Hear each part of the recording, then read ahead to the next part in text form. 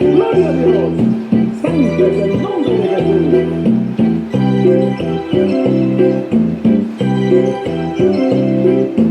Alabe al Señor conmigo, hermano, en esto que se llama así. Bueno, muy buenos días, queridos amigos, hermanos y todos los que en diferentes lugares se conectan a través de estos tiempos devocionales, Caminos de Vida Eterna. Un saludo para todos los amigos de Facebook, todos los amigos de nuestro canal de YouTube que siempre están allí prestos y dispuestos a aprender y a compartir con nosotros estos tiempos de estudio de la palabra de Dios.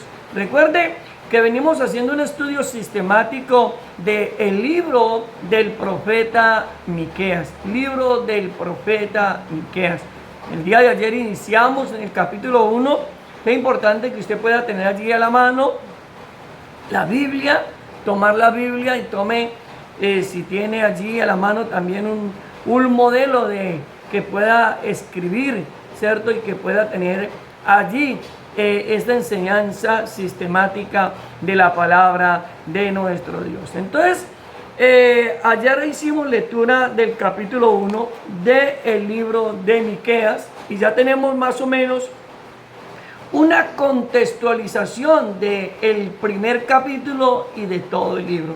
Recordemos en primera instancia que este libro fue escrito, ¿cierto? Fue escrito para, había un grupo de personas específicamente al cual Dios les estaba hablando y era principalmente a los líderes políticos, a los líderes religiosos y a los líderes sociales, quienes habían pervertido la ley, habían pervertido la justicia, se habían apartado de la misericordia y se habían olvidado del temor a Dios, ¿cierto?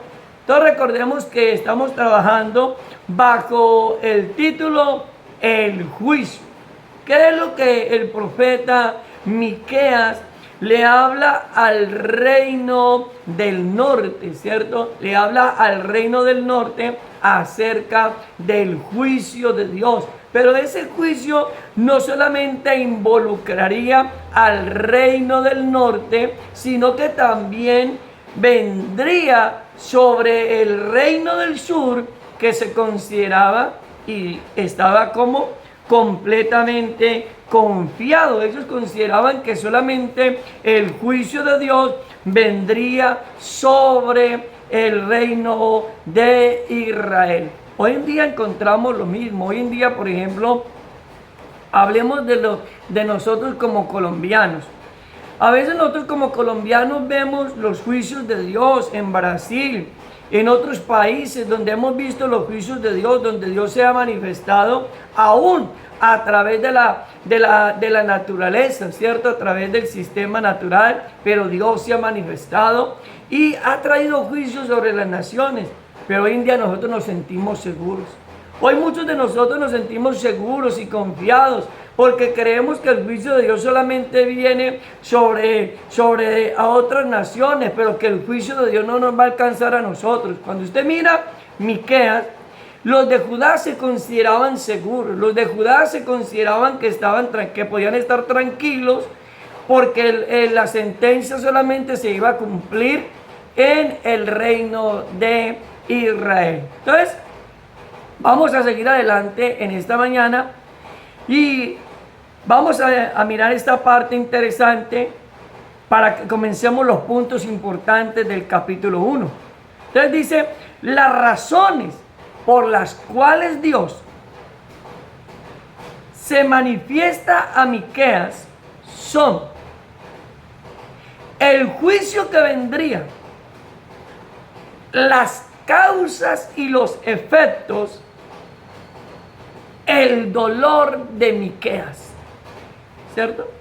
Cuando hablamos y definimos las razones, usted que tiene su Biblia ya a la mano, en la Reina Valera usted va a encontrar 6 veces el término o la palabra ¿por qué? Esa palabra ¿por qué? En la gramática nos traduce un conector de razones. Lo que está diciendo el escritor es, o lo que está diciendo Dios a través del escritor es que hay unas razones por las cuales va a venir el juicio o iba a venir el juicio sobre Israel. Hay unas razones, ¿sí? Porque Dios es justo, recuerde que Dios es justo. Dios no los iba a castigar, hermanos y amigos, si no hubiera una razón. Cada vez que Dios, hermano, obraba con ellos y actuaba con ellos y les daba una sentencia de juicio, era porque habían razones que ameritaban que ellos fueran disciplinados, por decirlo así, de parte de Dios. Entonces miremos como un primer punto que ahí vamos a estudiar, y usted lo tiene allí en su Biblia, vaya conmigo a ese primer punto, y lo hemos definido: Dios se manifiesta. En el versículo 1 y 2 vamos a leer juntos: palabra de Jehová que vino a Miqueas de Moreset, en días de Jotam, Acaz y Ezequías, reyes de Judá, lo que vio sobre Samaria y Jerusalén. Oí, pueblos todos, está atenta tierra y cuanto hay en ti, y Jehová el Señor, desde su santo templo, sea testigo contra vosotros. Entonces, miramos este primer punto, y es: Dios se manifiesta. Dios se manifestó. Dios conocía y conoce el pecado que Israel, las tribus del norte y las tribus del sur estaban cometiendo. ¿Cuáles eran los pecados? Recuerde que en el día de ayer miramos cuáles eran los pecados que ellos estaban cometiendo: la injusticia, ¿cierto?, la falta de misericordia y la falta de temor a Dios. Cuando usted mira el capítulo 2, el versículo 1 y 2, usted encuentra de que ellos se acostaban en sus camas, posaban sus cabezas sobre sus almohadas para maquinar y para pensar de qué forma y de qué manera le podían quitar a los campesinos de aquel tiempo, a los pobres de aquel tiempo, le podían quitar lo poco o lo mucho que tuvieran. Ellos se acostaban en sus camas para maquinar cómo robar, cómo expropiar, cómo quitarle a la gente lo poquito que tenía. ¿Y qué es lo que vemos hoy en día? Recuerden que estamos haciendo este estudio haciendo el aplicativo. Es lo mismo. ¿Qué hacen los gobiernos hoy en día? Los gobiernos de las naciones hacen lo mismo. Los gobiernos sacan leyes para privar al pobre de los beneficios, ¿cierto? Las reformas tributarias que encontramos hoy en día, donde los mayores beneficiados son los de la clase alta, los de la clase elevada, estrato 5, 6 y de ahí en adelante, pero los de la clase baja y los de la clase media son los que sufren, hermanos, los resultados de estas leyes y de estas reformas tributarias, que lo que trae es miseria y pobreza a los más pobres, mientras que los ricos se hacen más ricos, ¿cierto? Y Dios se manifiesta, porque Dios, hermano y amigo, Dios no calla, Dios no enmudece, y Dios se manifiesta, ¿cierto? Entonces, Miqueas experimentó una teofanía. ¿Qué es una teofanía? Una teofanía es la aparición de Dios. Eso significa la palabra teofanía. Aparición de Dios. Dios se le manifestó, se le apareció a Miqueas y le habló, ¿cierto? Le mostró una visión. Mire claramente que ahí encontramos cómo Dios comenzó a mostrarle a Miqueas lo que iba a suceder. Porque recordemos que los profetas, a base de tener voz para hablar, tenían ojos también para ver. Y una visión era ver lo que otros no veían, escuchar lo que otros no podían escuchar. Y Dios al profeta, no solamente Dios le habla, sino que le permite ver en una visión lo que iba a suceder al reino del norte y lo que le iba a suceder al reino del sur. Entonces, mostrarle la visión. ¿Y para quién era la visión? Ahí la encontramos abiertamente. Para Samaria y para Jerusalén. Mire que ahí dice el presidente, lo que vio sobre Samaria y Jerusalén. ¿Qué era Samaria y Jerusalén? Eran las capitales del reino del norte y el reino del sur. Eran las capitales, ¿cierto? Entonces, ¿qué está viendo el profeta? Lo que iba a venir sobre esas capitales.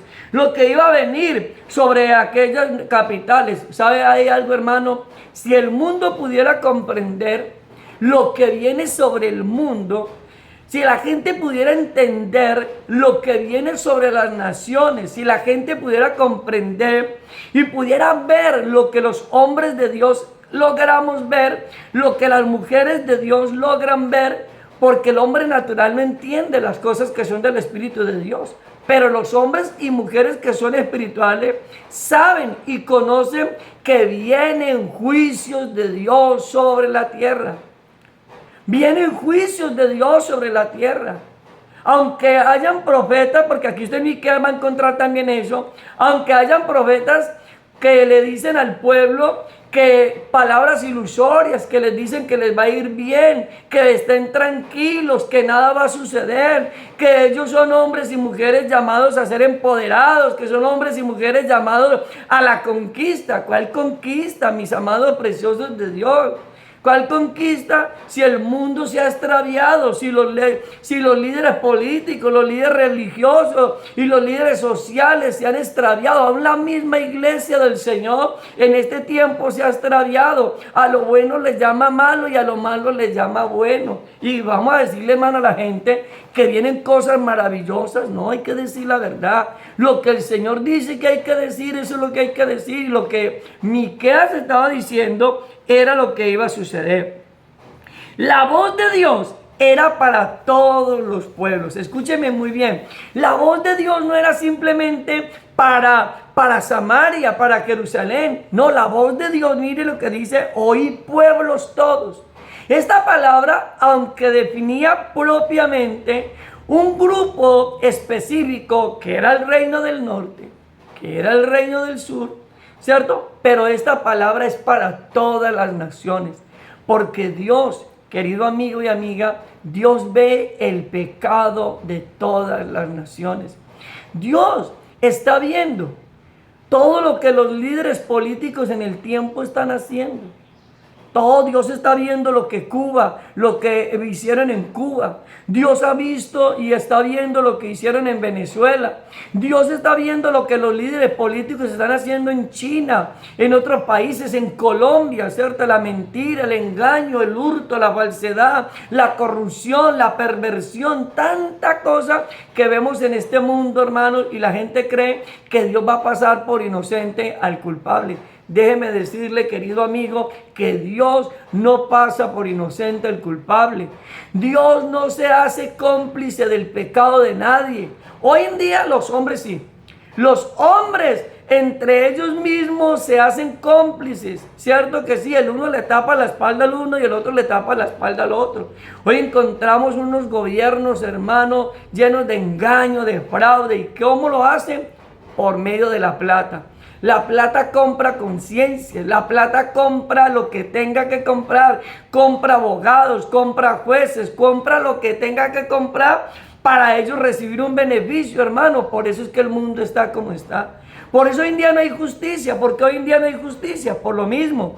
Porque hoy en día, para declarar culpable a alguien que es inocente, simplemente bájese un poquito de unos cuantos billetes y entonces hacemos injusticia con el justo. Lo mismo sucede para declarar inocente a alguien que es culpable. Simplemente bájese de unos cuantos billeticos y entonces aquí solucionamos el problema. Aquí no pasó nada, aquí no sucedió nada, y eso es lo que se ve hoy en día en los pueblos, en las naciones, ¿cierto que sí? Donde los líderes políticos y religiosos, hermano, se han pervertido. Entonces el Señor mismo atestigua contra ellos. Mire, Él mismo es testigo, no está llamando a testigos a nadie. Mire lo que dice el versículo 2, Él lo encuentra: oíd pueblos todos, está atenta tierra, cuanto hay en ti, y Jehová el Señor desde su santo templo será testigo contra vosotros. Oiga, el mismo Dios estaba siendo testigo. O sea, en pocas palabras, no llamen testigos, porque ustedes van a llamar testigos y sus testigos son una mano de testigos falsos. Eso es lo que hoy en día vemos en el mundo entero. Hoy en día se llama a la gente a un estrado judicial para testificar, y la gente no tiene temor de Dios, no le importa mentir, son testigos falsos. Son testigos falsos. Recuerdo hace mucho tiempo fui a una instancia jurídica donde el señor juez de la República en aquel tiempo le dijo a este siervo que si yo juraba delante de Dios y delante de la Biblia decir la verdad y nada más que la verdad. Yo recuerdo que le dije al señor juez, discúlpeme, pero yo no le voy a jurar. Yo no voy a jurar. ¿Por qué? Porque usted debe tener la plena seguridad, señor juez, de que yo le voy a decir la verdad. Porque así le dije, ¿cuánta gente viene a este estrado jurídico, cierto? ¿Y cuántos de ellos vienen y le prometen a usted que le van a decir la verdad y nada más que la verdad? Pero simplemente pueden jurar y pueden poner la mano sobre la Biblia y pueden mentir. Tenga la plena seguridad que yo no voy a poner la mano sobre la Biblia y tampoco voy a jurar, pero le voy a decir la verdad. ¿Por qué? Porque el mismo Dios iba a testiguar sobre ellos. Porque si llamaba testigos, recuerde que ellos se habían pervertido. Recuerde que los líderes políticos se habían pervertido. Recordemos que dentro del aspecto sociocultural, el aspecto sociopolítico, ellos se habían pervertido. Todos se habían pervertido. Las leyes eran injustas. Había injusticia. No había misericordia por el pobre y no había temor de Dios. Por eso recordemos que el texto central de Miqueas es capítulo 6, versículo 8. ¿Qué pide el Señor de ellos? ¿Qué pedía el Señor? Que hicieran justicia, que amaran misericordia y que tuvieran temor de Dios. Eso mismo es lo que Dios está pidiendo hoy para las naciones. Entonces, miremos como un segundo punto para que sigamos avanzando en esta preciosa y maravillosa mañana. El juicio vendría, ¿cierto? Entonces Dios se le manifestó a Miqueas. Pero vamos a mirar como un segundo punto, el juicio vendría. Versículo 3 y versículo 4 dice: porque aquí Jehová sale de su lugar y descenderá y hollará las alturas de la tierra. Dice: y se destruirán los montes debajo de él, y los valles se hundirán como la cera delante del fuego, como las aguas que corren por un precipicio. ¿Qué le está diciendo Dios a través del profeta? Afinen, porque viene el juicio de Dios. El juicio, ¿cierto que sí? Entonces en el versículo 3 y 4 encontramos en primera instancia la soberanía de Dios. Dios es soberano. Hoy en día los gobiernos se creen totalitarios y se olvidan de que por encima de ellos hay uno que tiene más poder, hay uno que tiene mayor autoridad, hay uno que es soberano de soberanos y que es absoluto, Dios, ¿cierto que sí? Hoy en día los gobiernos se creen absolutos, se creen autoritarios, ¿cierto? Se creen, mejor dicho, que nadie gobierna sobre ellos, pero hay un Dios que los gobierna. ¿Y cómo gobierna Dios? Desde el cielo Él se manifiesta, y Él se manifiesta a través de un juicio para hacerle entender al hombre que su condición de vida y que su estilo de vida y que sus comportamientos no son correctos. Viene a mi mente el presidente fallecido en Venezuela. En este momento se me olvida el nombre de este personaje, ahí les va a aparecer Este presidente que murió en Venezuela, que aún desafió a Israel, que desafió al Dios de Israel y creyó que él era el todopoderoso, que él era soberano, ¿cierto? Hugo Chávez, el famoso presidente de Venezuela, desaparecido ya Hugo Chávez, que se creía Dios aquí en la tierra. Mire, ¿y qué hizo Dios? Sus propias palabras fueron una sentencia para Hugo Chávez. Y yo quiero decir, como hombre de Dios, como siervo de Dios que soy, quiero decir que hay hombres que están bajo su propia sentencia, bajo su propia palabra, porque han desafiado al Dios del cielo, porque han desafiado la ley de Dios, porque han sacado leyes que van en contra de la voluntad de Dios. Y yo quiero decirlo en esta mañana de parte del Señor, porque así lo ha puesto el Señor en mi corazón. Viene juicio de Dios para aquellos gobiernos que han sacado leyes contrarias a la voluntad de Dios. Vienen juicios de Dios para aquellos presidentes, vienen juicios de Dios para hombres y mujeres que están en los senados de la república y que han sacado leyes. Vienen juicios de Dios y el juicio los va a alcanzar. Hugo Chávez creía que nada le iba a pasar y un cáncer se lo comió, un cáncer le quitó la vida, y así le va a suceder a varios presidentes de las repúblicas. ¿Por qué? Porque han desafiado a Dios, porque han hecho injusticia, porque han sido inmisericordia, porque no tienen temor de Dios, y Dios decretó el juicio para ellos. Así, Dios estaba decretando que el juicio que vendría, ante el juicio de Dios, la tierra lo reflejaría. Mire lo que dice el versículo 4. Se derretirán los montes debajo de él, y los valles se hendirán como la cera delante del fuego, como las aguas que corren por un precipicio. Hoy la gente se pregunta, ¿y por qué tantas inundaciones? ¿Y por qué tantos terremotos? ¿Y por qué esto y por qué aquello? Porque el hombre no ha entendido que la tierra manifiesta los juicios de Dios. Dios permite que lo natural, hermano, utiliza lo natural, utiliza las cosas que están sobre la tierra para castigar al hombre. Vienen, hermanos, tsunamis y destruyen completas naciones, poblaciones. Vienen terremotos de alta magnitud y destruyen todo, ¿cierto que sí? Vienen huracanes como los hemos visto en estos últimos años, que vienen y, hermano, y se llevan todo. En México hace poquitos días se presentó un huracán que casi destruye Acapulco, y la gente dice, no, eso es natural, eso es normal, eso son cosas de la naturaleza. No, hermano, lea la Biblia.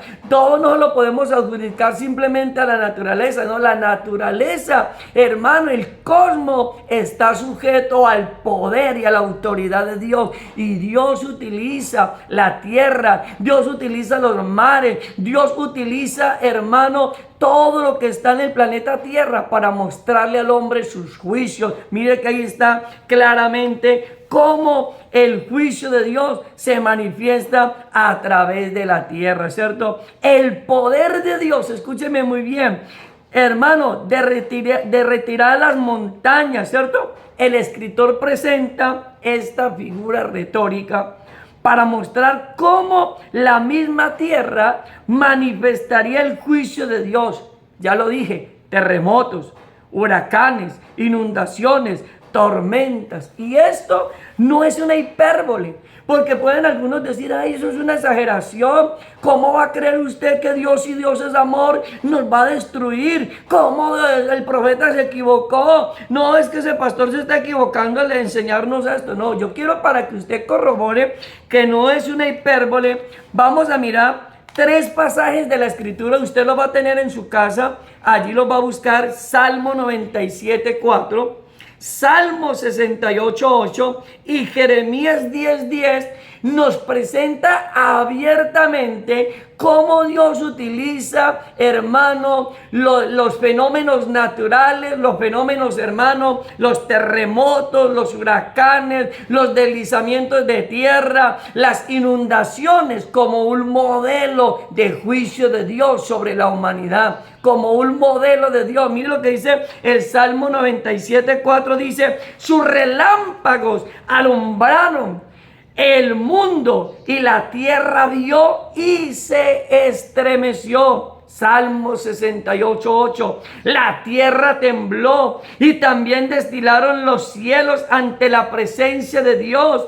Aquel Sinaí tembló delante de Dios, del Dios de Israel. Jeremías capítulo 10, versículo 10 dice: mas Jehová es el Dios verdadero, el Dios vivo, el Rey eterno. A su ira, dice el profeta, tembló la tierra y las naciones no pueden sufrir su indignación. En otra versión dice, no pueden soportar la ira de Dios. ¿Sabe por qué? Porque la tierra, hermano, Dios la utiliza para castigar los fenómenos sobrenaturales o los fenómenos naturales, por decirlo así. Hermano, Dios los utiliza para castigar el mundo, para castigar esas naciones. Vienen terremotos y destruyen naciones completas. Vienen tsunamis y destruyen naciones completas. Vienen huracanes y destruyen todo completo. ¿Y sabe qué dice la ciencia? No, eso es normal, eso es normal. Lo que pasa es que viene por el fenómeno de aquello, No, ¿qué fenómeno? Hermano, es el fenómeno del juicio de Dios sobre las naciones, del juicio de Dios. Ellos tendrían que ver la destrucción. ¿Quiénes? El reino del norte, el reino del sur, tenía que ver la destrucción por causa de su propio pecado, por causa de su maldad, ¿cierto? Ahora, como un tercer punto, para que sigamos avanzando en esta preciosa mañana, vamos a mirar la causa y los efectos. ¿Cómo así, pastor? Sí, tercer punto, causas y efectos. O sea, ese juicio, ¿qué es lo que Miqueas presenta? Porque el hombre siempre quiere justificar. La gente siempre quiere como que salirle adelante a Dios, ¿no le parece? La gente siempre quiere como ganarle a Dios. Entonces Dios les presenta las causas por las cuales Dios los iba a castigar.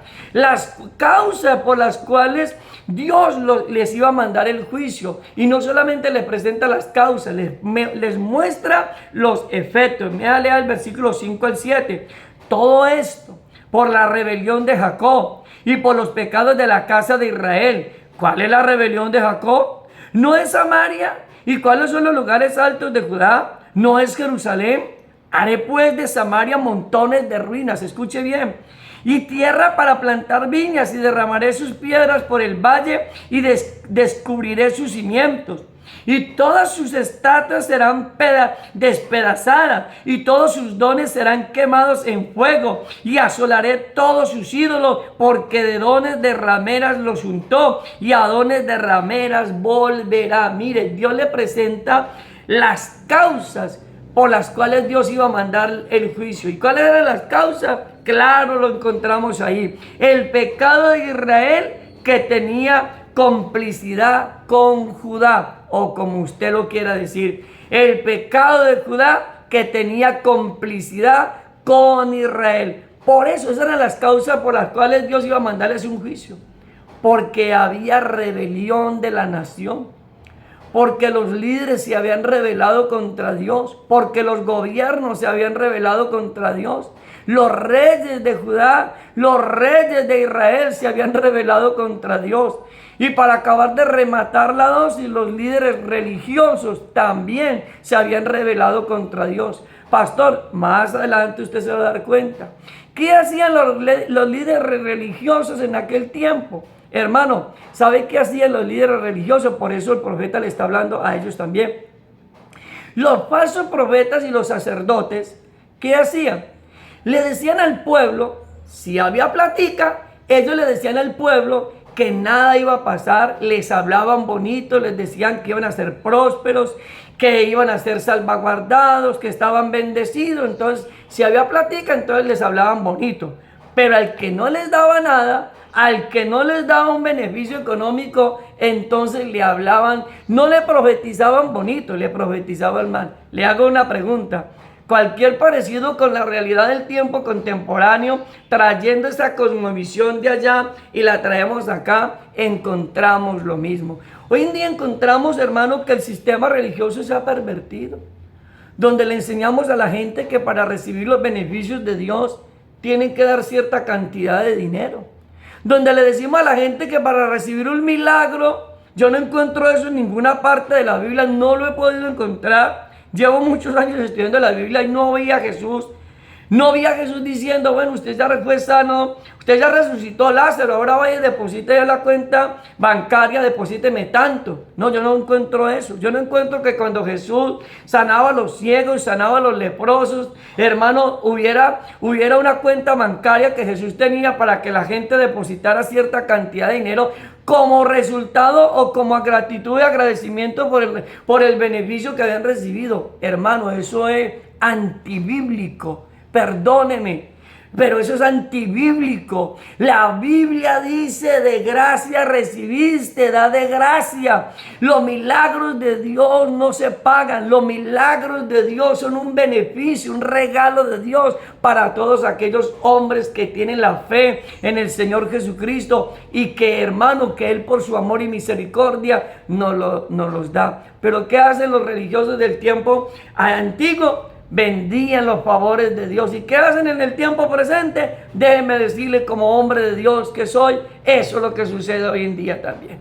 Hoy en día, hermano, el sistema religioso se está prostituyendo. Hoy, dime cuánto me das y yo te voy a decir qué sucederá en tu vida. Oh, bendito Rey de Gloria, que Dios tenga misericordia de nosotros.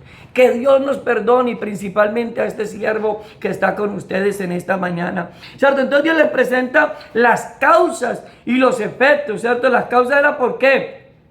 Por la rebelión. Los efectos, mire que encontramos dos verbos. En el versículo 6 dice, haré pues de Samaria montones de ruinas y la tierra para plantar viñas, y derramaré sus piedras por el valle y descubriré sus cimientos. Dos verbos, el verbo que haré y el verbo derramar. O sea, que es una simbología de destrucción. Eso es lo que el profeta, Dios le está diciendo al profeta de una manera. Él utiliza estos simbolismos o estos términos para decir, voy a destruir la nación, voy a destruirlo, los voy a acabar. Y permítame en esta mañana, hermanos, hacer un poquito de historia. En el año 721, los primeros conquistados fue el reino del norte. Cayó el reino del norte en el año 721 a.C., bajo el imperio sirio. ¿Sí? Y Dios cumplió lo que ya les había dicho. El año 721. Pero el reino de Judá se sentía tranquilo y sereno. Creían que eso solamente le iba a llegar a ellos. Pero en el año 587 antes de Cristo, un siglo después, les vino la ruina, les vino la miseria y les vino la roya también, les vino el juicio de Dios.